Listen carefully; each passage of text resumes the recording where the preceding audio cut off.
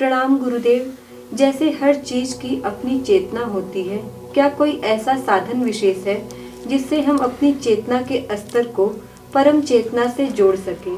Actually जब तक हम अपने ममत्व से और अहम से और अपने स्वार्थों से और अपनी बहुत क्षुद्रताओं से, जो शूद्र शब्द बना है, शूद्र को जो कहा गया ना कि उसको पूजा पाठ का अधिकार है, वो शूद्र वो नहीं है जिसको हमने मान लिया।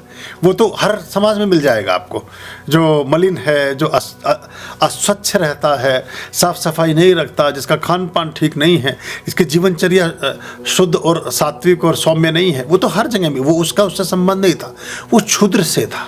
क्षुद्र वो है जो अपने आप तक सीमित है, जो सिर्फ अपने ही स्वार्थ के बारे में सोचता है। उसका पेट भरा है तो पूरी दुनिया भूखी रहे, कोई लेना देना नहीं। मतलब ऐसी बहुत सारी चीज़ें जो सिर्फ अपने तक सीमित है। तो जब तक आप अपने तक सीमित हैं तब तक आप विराट को नहीं पा सकते। आपको ये अपना जो इगोइज्म है, इससे from egoism to super consciousness, तब आप उस तरफ एक यात्रा कर सकते हैं। तो ये सबसे कठिन है तोड़ना। बल्कि इसका तोड़ना तो बहुत दूर की बात है, इसका दर्शन भर अगर लोगों को कराने लगे आप, तो आपके बैरी बन जाते हैं। आपका बुरा विभीषण देखिए, रावण शत्रु हो गया उसका, जिन लोगों ने भी समझाने की कोशिश की तो वो अहंकार पर चोट पहुंचती है उस चीज़ की। तो ये एक मुश्किल काम होता है। तो सबसे पहले अगर हम इसको छोड़ सकें और सहज और सरल हो जाएं, हुआ है ना। आप देखिए, अगर अर्जुन को अपनी वीरता का बल ना होता, अर्जुन को अपने शारीरिक सौष्ठव का बल ना होता, तो इतने तर्क कुतर्क थोड़ी करता। पर अच्छा ये हुआ कि उससे गीता का जन्म हो गया। हर चीज़ कुछ ना कुछ मंथन होता है तो उसमें से कुछ निकलता है। इतने सारे प्रश्न पूछ बैठा, भगवान जी साक्षात खड़े हैं तब भी, यानी भगवान के कथन, उन्होंने कहा लड़ो, लो तो लड़ी लेना चाहिए था भाई लेकिन नहीं, वो सारे पूरी कहानी चली है। पूरा 700 मंत्र ऐसे थोड़ी पैदा हो गए, 700 श्लोक ऐसे थोड़ी पैदा हो गए। तो उसी में निकल गया काफ़ी समय, लेकिन उसके बाद चीज़ें हुई। तो इतना आसान नहीं है। तो ये सुपर कॉन्शियसनेस या चेतना या चैतन्यता, ये थोड़ी सी समय मांगती हैं।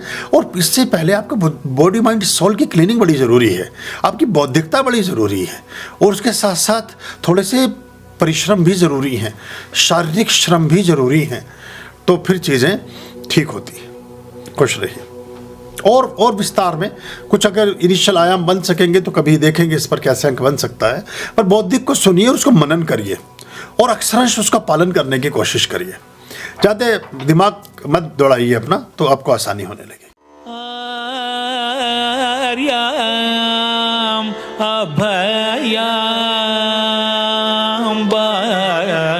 भज रे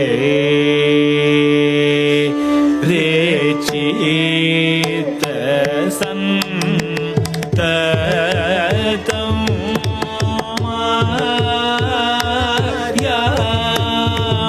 अभयम